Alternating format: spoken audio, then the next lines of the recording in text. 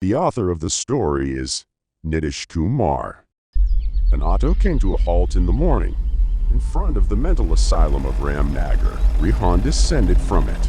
Today was his first day in this mental asylum. As soon as he took off, he called the guard, but there was no one at the door who would listen to him. When no one came for some time, Rehan himself opened the gate and started going inside. As soon as Rehan opened the gate, a man asked him, "Will you eat meat? Human meat? Will you?" Hearing that man, before Rehan could say anything, the man put his hand in front of Rehan's mouth. When Rehan looked closely at his hand, he already had a lot of blade marks on it, as if many times he has tried to commit suicide by cutting his own vein. That's when he saw that some insects were coming out of the cut mark on the person's hand, seeing whom Rehan started vomiting. But before he could turn his face to vomit, the man had started eating the flesh of his own hand. Seeing this, Rehan started vomiting. Then someone put a hand on Rehan's shoulder and said while handling him, "Are you all right?" Rehan took care of himself and looked back, where a man wearing a white coat was talking to him. I asked, "Are you okay? If you have any disease, then you have come to the wrong place. Because this is a hospital for lunatics. This is not the treatment of common people." No, I have come to the right place. Are you crazy too? Sometimes. Meaning? I mean, my name is Rehan, and I am joining today. And you are probably Dr. Badri, right? Yes, I am Dr. Badri. You go straight from here and submit your job letter in the office. And from there, take the dress and come to the next cabin. We will talk there. Saying this, the doctor left from there. After the doctor left, when Rehan looked around, he did not see anyone there.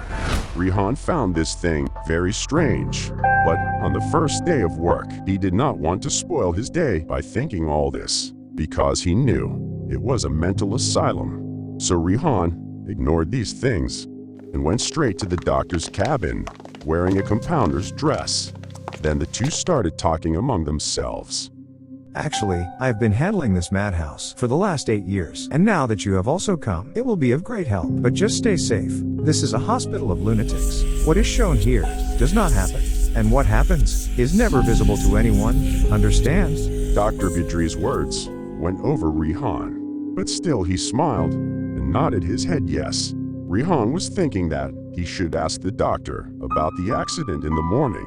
But as soon as he spoke to the doctor made a loud noise to the compounder of the hospital, Bansi. Bansi also stood in front of the doctor, hearing the voice. Bansi, he is the new compounder of the hospital. Rehan, go, introduce him to all. Explain the important things of the hospital. According to the doctor, Bansi soon introduced everyone to Rehan, and then took him to the patient's room. Everyone there was doing some weird thing or the other. Some were reciting heartbreaking poetry, while some were saying dialogues while singing film music, showing all the patients. Bansi said to Rehan, "The sooner you get used to all this, the better it will be for you. And yes, don't become mad by living among madmen. Already it is overcrowded here." Saying this, Bansi left from there. After some time, Rehan came to know that he was on night duty. After resting for the day, Rehan got involved in the care of the patients at night. As soon as 12 o'clock in the night, everyone's face started turning pale with fear. The attacking patients also sat quietly in a corner. Rehan felt very strange seeing all this. Rehan asked the doctor, who was on night duty that night, What is all this happening? Why is everyone so scared?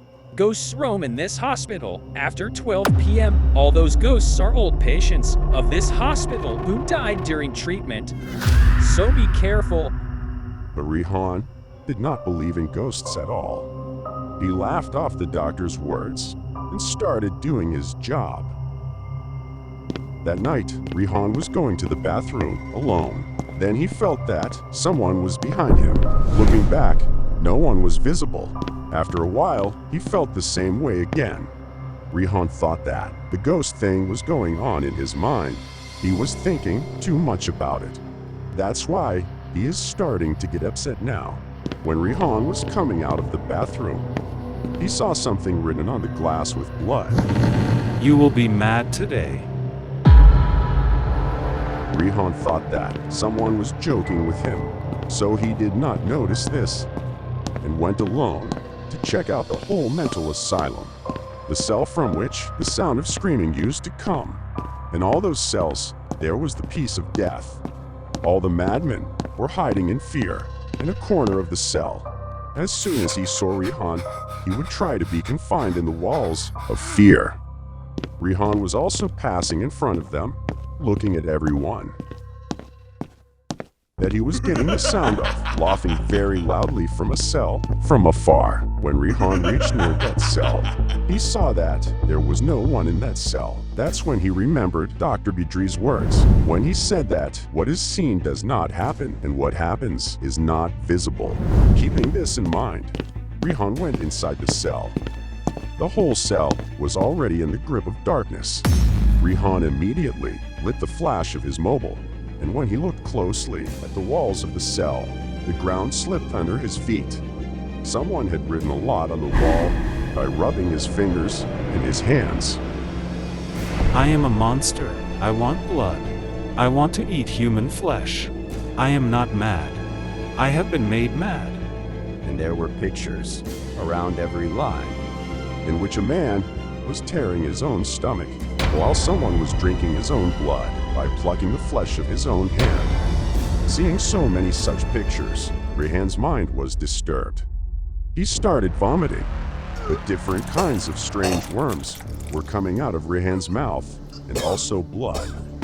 But Rehan somehow controlled himself and was just about to get out of the cell when he heard someone laughing.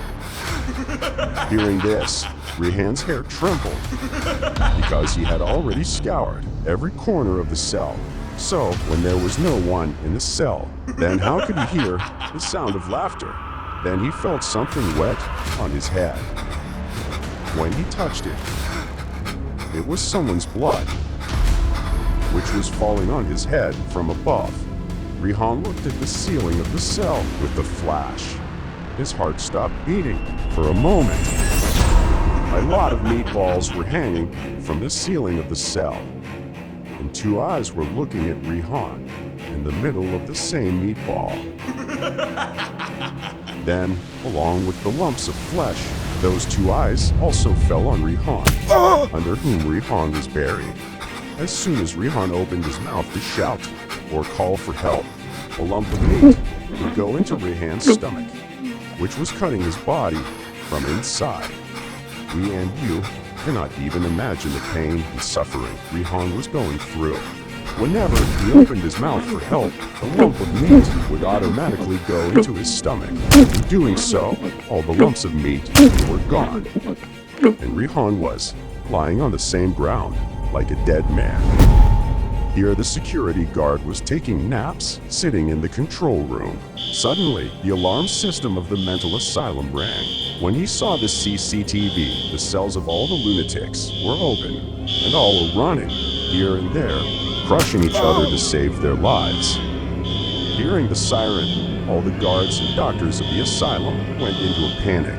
Incidentally, Dr. Badri too had just come to the madhouse due to some emergency work. What's happening in my hospital? What is this noise about? And where did all the guards go? Dr. Badri had come inside the hospital, angrily telling everyone, when his blood had started drying up in fear after seeing what he saw. Because he could see blood and human flesh everywhere. There was a severed head of some guard lying in corner. Then in some corner, the severed stomach of a mad patient, which he himself had cut. Dr. Badri had just gone inside in fear and saw a maniac dragging his hand on the wall and writing something. When Dr. Badri went near and read it, it was written, "That night was not an accident, but a conspiracy." As soon as Dr. Badri read this, he felt shocked. But before he could handle himself, the madman who was dragging himself and writing on the wall was none other than Rehan. He whose face had been cut from many places, and insects were coming out of it. Moreover, one eye of Rihan was also hanging on his face, which was making him even more dreadful and terrifying. Tell, what happened that night was not just an accident, but a conspiracy you thought of. Tell. Rihan was walking towards Dr. Badri, becoming thirsty for his blood. Rihan, what has happened to you? Come to your senses. What has happened to you? Haven't you gone mad, Rihan? Dr. Badri kept going back while telling Rihan. That's when Rihan said, while screaming, Rihan? No, I'm Beta speaking. On hearing the name of Veda, Dr. Badri fell down. And rubbing his heels, he started to back away. But when Dr. Badri fell, Rihan grabbed his leg and started eating his toes. One by one, Dr. Badri also tried to remove Rihan with his other leg. But as soon as Badri wanted to hit Rihan, he stabbed the operation scissors into Dr. Badri's leg, due to which Dr. Badri was now unable to walk with both legs. But Rihan had vowed not to leave Badri. He had now reached his thighs, plucking the flesh from his feet.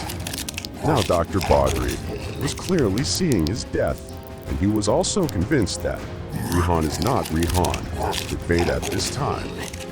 So he also pleaded, told Veda, hidden inside Rihan. Forgive me, brother. I was burning in the fire of vengeance, but you two mine. What did I do to Tell? You two used to have an affair with my wife behind my back. Then you tell me how I would have left you. I am also human. I also suffer.